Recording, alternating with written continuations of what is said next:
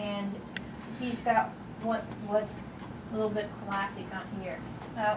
Who else? Let me get a man up here that's not having thoracic pain. I just want to show you. Sit over here, and you stay right here. Sit your shit up on there.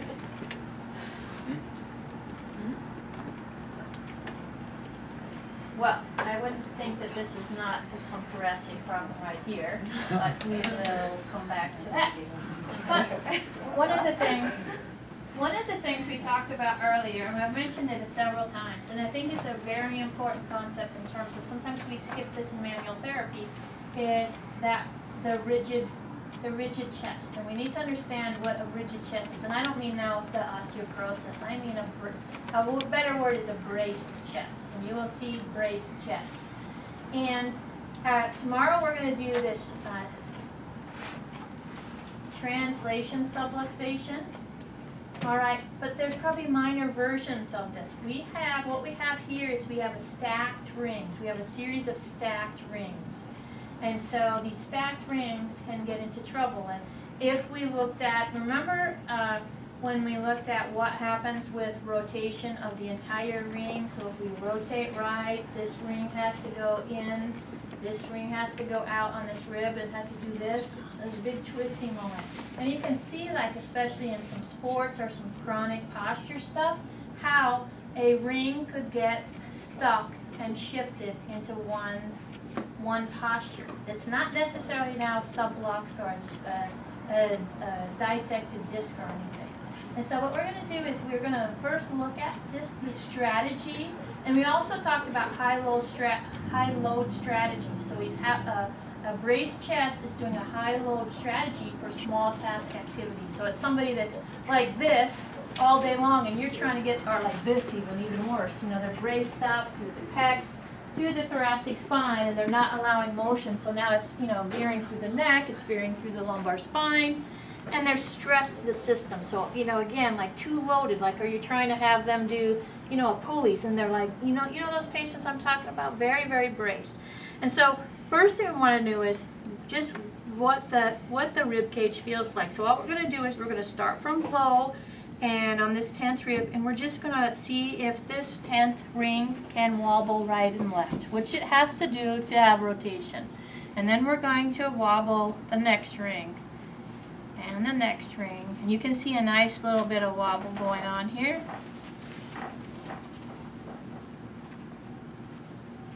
Start losing a little wobble right here. Can you feel that? Yeah, okay, so see, we kind of thought something was going on with him just looking at that. I mean, look at the mass. Can you see this inhibition going on here? So again, I said that the thoracic spine is the great adapter. It will adapt in any posture it wants. So you can see it moving into kyphosis. Lordosis. It's moving into lordosis because it needs to be able to move. So something is not moving. It's probably up here on him, but right now can you see that stiff ring right there? And what I feel on this side, I feel serratus big time. And if I come in and I feel the intercostals, those intercostal, is that any tenderness in here? A little bit. Does it feel different than these? Yeah. He's not, this guy's never complained one time. His partner's crushing him and he's never complained. Does that hurt? No. So anyway, there, and then we go back to wobbling, wobble,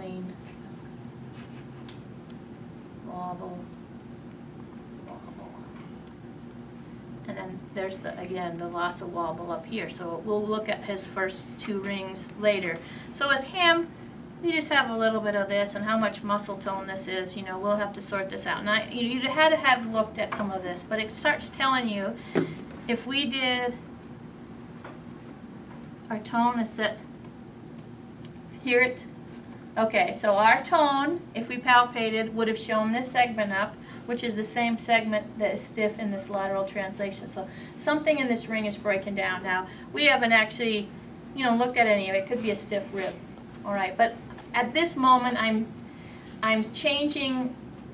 pretending we looked at the ribs.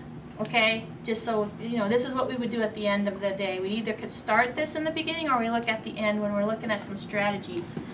And this is particular, again, the most interesting in the chronic patient. So you'd be surprised how many athletes have severe thoracic pain just because of what they're doing, you know, and they have such huge rotary moments that something gets into trouble. Now, strangely enough, you're good for now, thanks. We have something very similar, right? Look at this, inhibition all through here, which is really interesting since this again is his job. You know, like you should, you know, PT should have some strength in their upper body. We do this all day long, right? Are you a PT student? No. Okay, you're a PT then, so you should have a little strength. So, did you have a trauma? Mm-hmm. No trauma. Okay, and your chronic pain, tell us a bit about it first, and we'll look at your. It's actually just started because I graduated in May and since July, and it's been like increasingly since the end of the summer. Okay, and nothing that you know happened. No. And what sports are you involved in?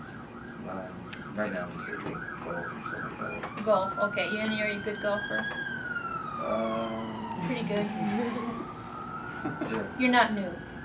You're not a new golfer. No. Okay.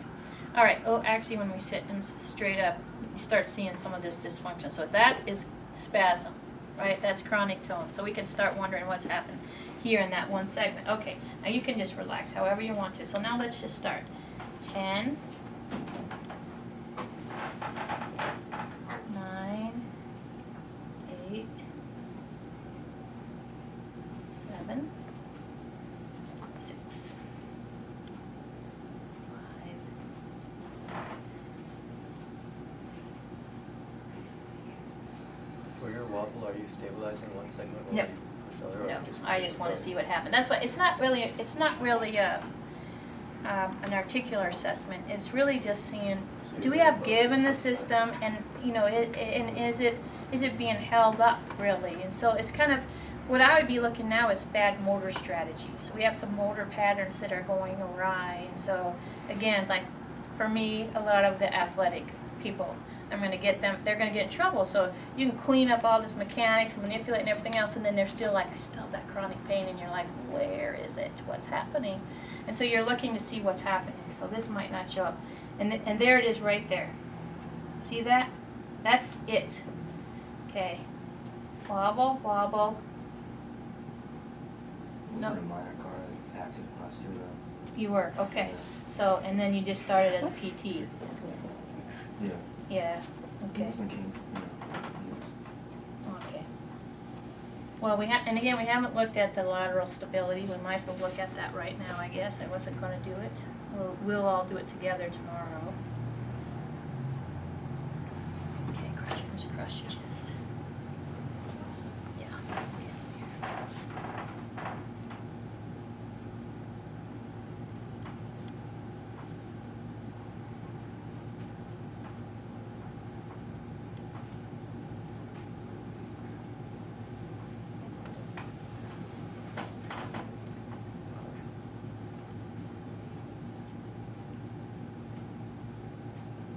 Okay.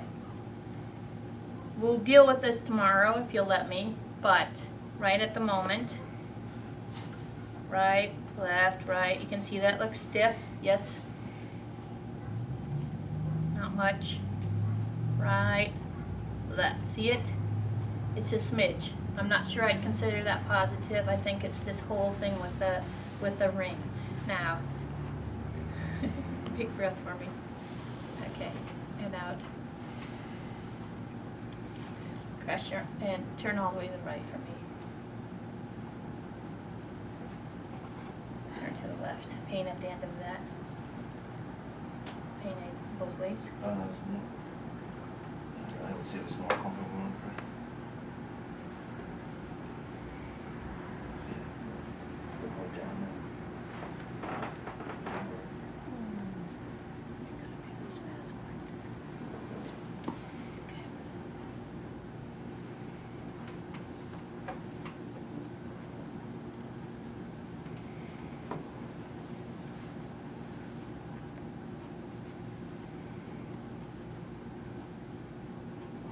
That's it.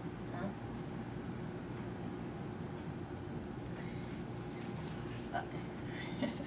Didn't want to do that either. Okay, so we're going to go in the morning, we're going to do combined movement. So it's called rotation, rotection, and latection. Okay, and I said yesterday in the, when I was doing the PowerPoints, this is a little bit of Earl Putman's work, and what I found is anything chronic starts falling into this category. So in our scan we did active movements. Now he has a little pain with active movement, but it's interesting, he probably had less pain this morning with active movement than he does now, and it's probably inconsistent. It's inconsistent finding. If I rotated him 5 times, I probably could only reproduce pain 2 of the 5, and I won't do it now because I don't want to irritate him. But so now we're going to do combined movements.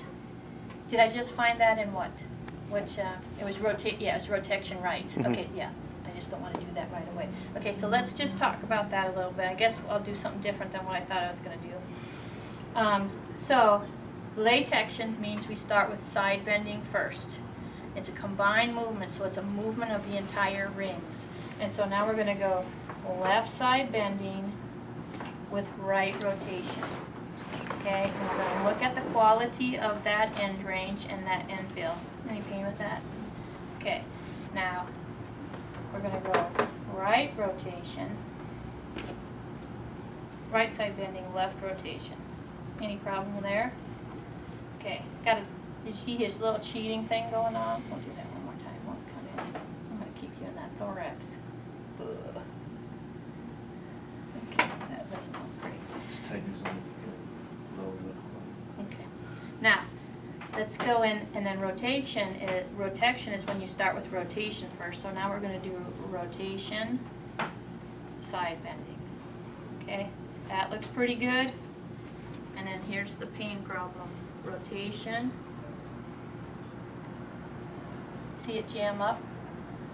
Okay, so now what we would do, you getting irritated? Okay.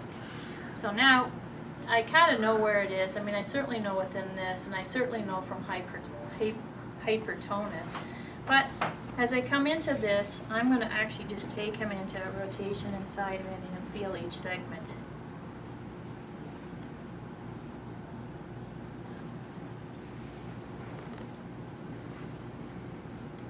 And so that's the segment. That's the same segment.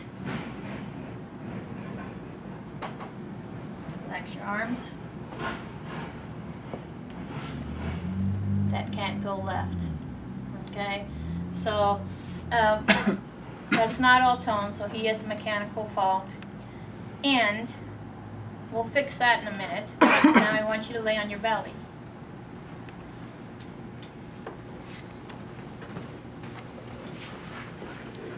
Okay, now remember, come up just a little bit because we're going to do this arm thing. Yeah. Okay, now you got to come closer.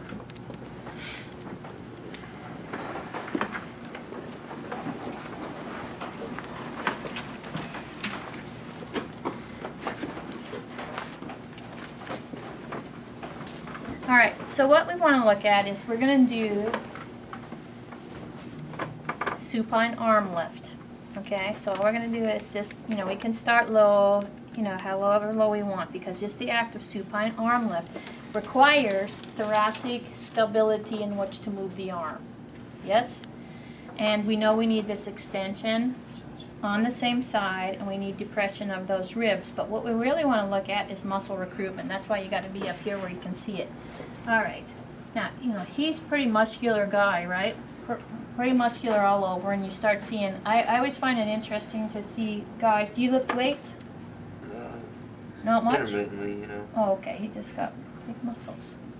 But what you're looking at is like what I always look at in terms of anybody, especially my young athletes, is you're looking at relative muscle mass. The muscle mass should be equally distributed out throughout the system. So when you start seeing lack of muscle mass, something's breaking down the system. And again, the higher level athlete, the more we have actual breakdown because they're better cheaters. A really good athlete is the really good cheaters, okay? They have athletic skill while they have ability to let things break down. And so we're just going to look at what's happening in here when he lifts his left arm. So go ahead and lift his left arm, So we get, see the big shift over to the side, and it actually should side bend to the left when he lifts that arm and not side bend to the right. So we're seeing that ring go this way. We already said the ring was this way. The ring has not ability to go that way. Okay, so he's not being able to stabilize that very well. Yep, it's actually, now watch this curve right here. One more time. Okay, I can put my hand on this ring and it's going to come towards me. There it goes. Okay, this ring should be coming towards the other side. Go ahead. It's coming towards me. All right, if we had, pop up for 1 second. Pop down for 1 second. Slip your shirt off.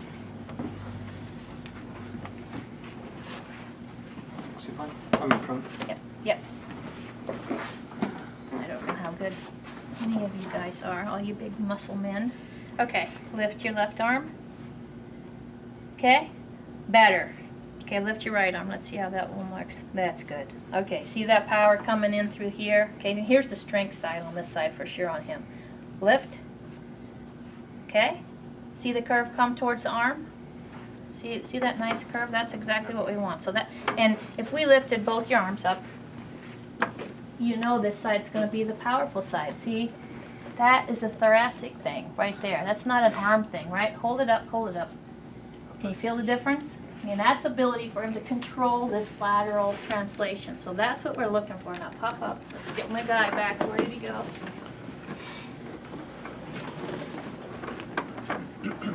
Okay, now, if we thought that was bad, this is what really looks bad. Okay, lift this right arm. Okay, now that is all kinds of substitution. All right? So we're getting here. This ring is really coming out. Okay, again. Okay, shift, down, shift. And I mean, look at what's not happening. I mean, you see, all this control is not happening. So we're lost a lot of control. So this supine, I'm going to have you put your arm down. He's getting a little bicep help. One more time. Okay, down. Put both your arms up over your head. Okay, lift, hold it. Hold it. Okay, hold it. It's like a balloon. We can just let the air out of it. Okay, now pop up for a second. Let me see. It's a good one to face the crowd. Let me see one of these girls. You don't have to take your shirt off. Just lay down here. Let's see how strong you look. It's not a strength problem. Hold up. Hold. Can you see the difference?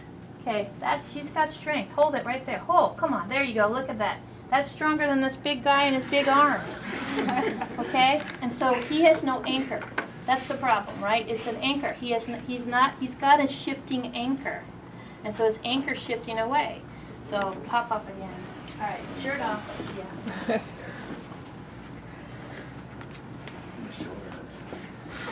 Much from lifting? Which one? The right one. Yeah, okay. And so what's going to happen? Let's just go through this a little bit. I have him prone.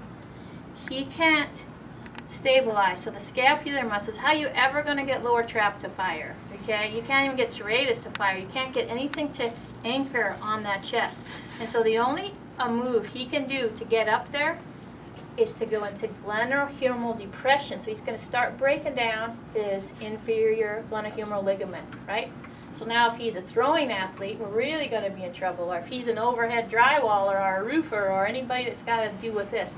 What's happening in PT is he's having to do stuff like this and lift heads and lift legs, and that's what's probably killing him. It probably is an old traumatic injury from your car accident. It's probably, I mean, I played a lot of baseball and softball, and my shoulders. So you got an started instability? getting- started hurting MDI? more. Like, I didn't play this year, but I played like the past 4 years, and it started getting worse. Okay.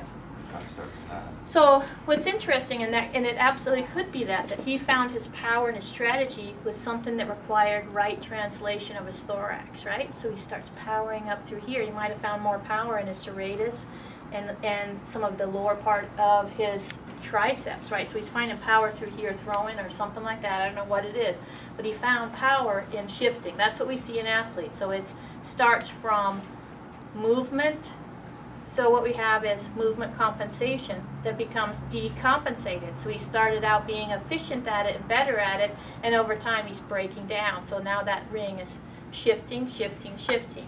Okay, so let me fix the mechanical thing first, and then what I really wanted to work on is a little bit of movement strategy. So lay it on your back. Is it okay if I manipulate you? Okay.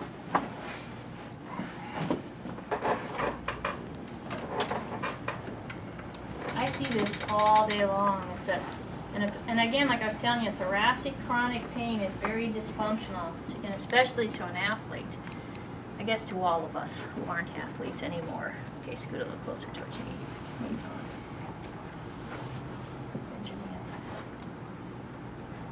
Let's see. I can do a distraction. Oh. I want to do something we haven't done before. Okay. Okay.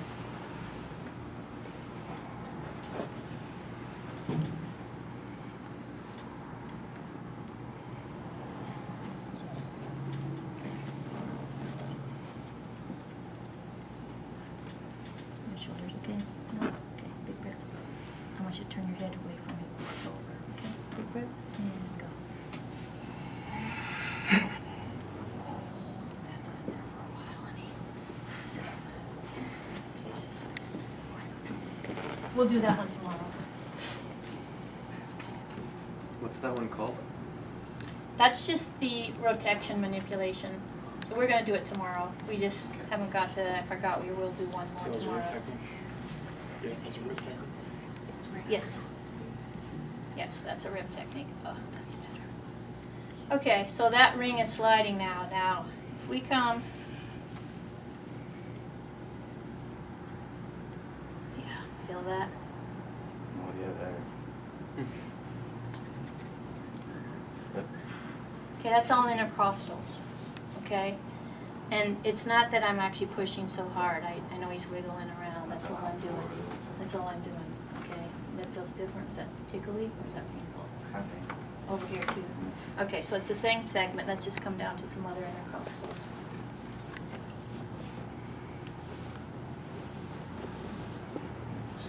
Let's read this early. Okay. All right, so this section is trying to stabilize that segment. Okay, so now we have to loosen up. I'm going to loosen up these intercostals on this right side first. I'm going to have you lay on your left side, or lay on your left side with your head down this way. Sorry.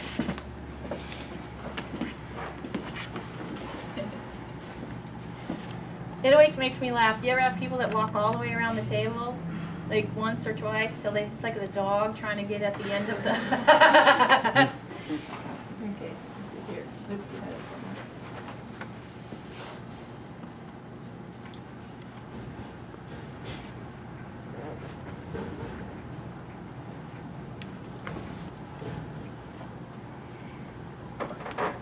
So, as it's shifted and chronically shifted to the right, we have stabilizing systems. So those intercostals are trying to stabilize that moment where the rings are disassociating, if you will.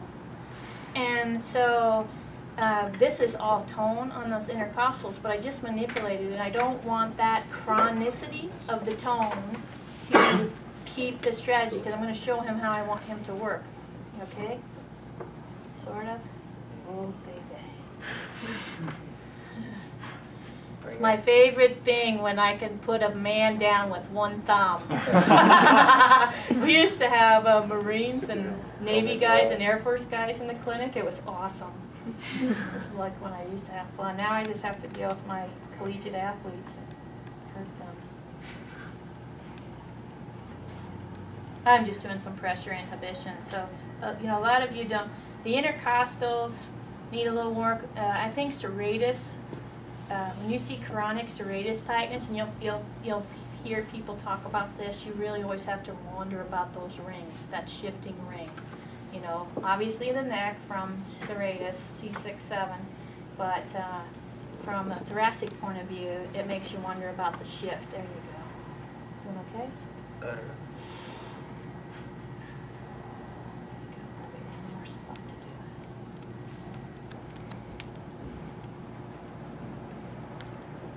Would you be able to hit those with a dry needle No, you wouldn't for want the to. lungs? Yeah. You know, it'd be too risky.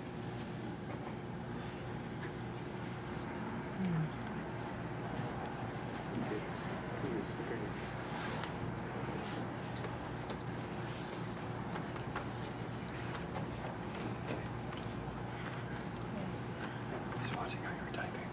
You should do that.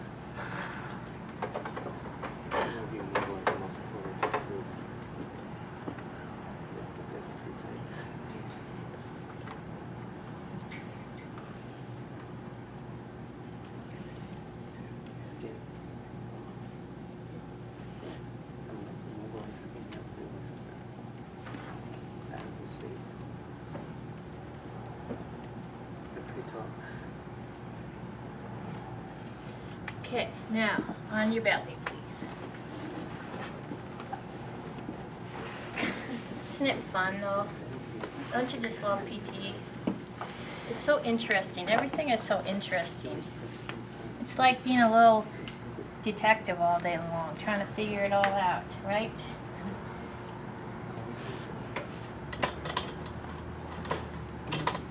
It gets bad when you start dreaming about it, though.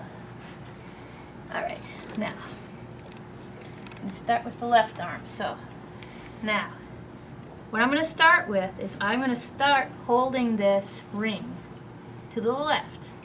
Okay? Let me see you lift your left arm. Easier.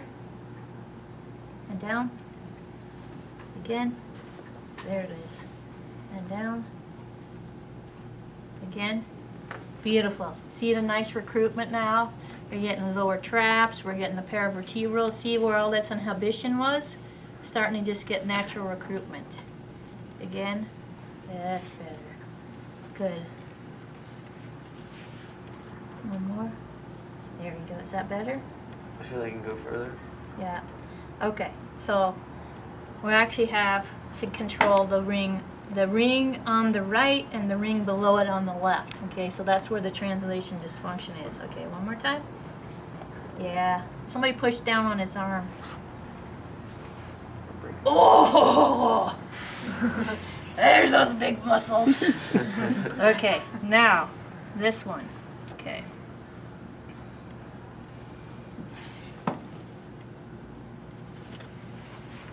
Okay, lift. And down. This side's very weak now. I want you to really try to let go of your upper trap. He's got a bad strategy, right? So he's hitting his next strategy. Okay, right through here. There you go. That was better. And down. Okay.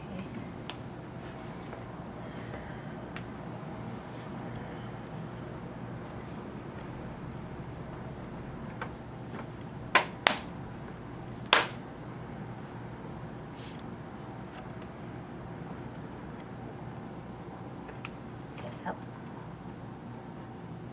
Yeah. And down. Best recruitment we've seen so far. Okay, and so what you work on now is, so you work with him in this strategy. It take you a couple of visits, right? So he starts feeling this. But you can feel where your rings are when you start getting aware of what's going on. And so then, for him, what he's going to have to work on is actually his stability in his rings. And so he has to learn how to stack his rings. So he's going to have to learn how to, like, look at me for a second. So he's stacked like this, okay? That's a tiny bit of an exaggeration, but you can see it, right? And so he's going to have to learn how to stack over and then stabilize. So you can do any of your arm strengthening or your posture strengthening exercises after he stacks. If you don't allow him to stack, then you're doing disservice, because you will never, one, get recruitment of the system that you want to. But this is synergistic, right? So if the ring can't stack upon itself, you cannot get his scapular stabilizers to fire. And this right glenohumeral joint will continue to break down. Okay, so the shoulder might have broken down, and then the thoracic moved to compensate for the shoulder. The AC joint, I don't know. I don't know what the egg chicken scenario is. And so that's what you're doing. Now we could tape this. And tape is not magic science. I always say it's not. I tell my patients, I give them tape, they buy tape, we mess around, and I don't think it's rocket science. I don't think you need to have a class to learn how to tape. You have anatomy, and you have your biomechanics, and you know how to figure out what you need. Okay? Hope that didn't offend anybody. So for this, what will we do? We could tape this whole thing up and across, okay, and stabilize, and you'd see if that helped. And then if that didn't help, you'd come across from below. So you kind of, you're just trying to figure out, tape will only help if it changes. So this is the perfect strategy, to tape while he's down and see if it improved his arm lift. Okay, if it doesn't improve his arm lift, then the tape's not going to help him. And so you kind of know how long to tape when he has control of his arm lift. You have, like if he was back in sports, if he was a, collegiate sport or a, high-level sport, and you're trying to get him to function at the highest level, you retrain this. And then for me, I deal with trainers, and I say, this is the stuff I need you to be careful of in the training room. All right? Don't do this in the training room. And when they're doing performance training, you have to watch this part of the performance. So what's happening? What other part of the performance can we change so we don't get this lateral shift happening? And so this should all get better. Okay, we probably manipulated through the pain, but that sounded bad. We didn't talk about the sound of manipulation. There's certain sounds that are very crisp and clean, and those are healthy joints. When you start hearing creaking, cracking and snapping, those are joints that have either been long-standing fixations, or you're tearing like adhesions or something else around it. That sounded like that has been there for a while on him, so you might be a little sore tonight. But so it has a chance to get into trouble again, and again, maybe his throwing that gets you into the trouble. I don't know. And so, but Work. Go ahead. Work. So, and that's where the tape would help. And then what should happen, if I'm correct, is if you stabilize this ring, this should get strong fast in a period of weeks. Not a period of we need a bunch of hypertrophy of muscle, because all of a sudden what it's doing is inhibiting all day long in every single activity. And once you hit synergism,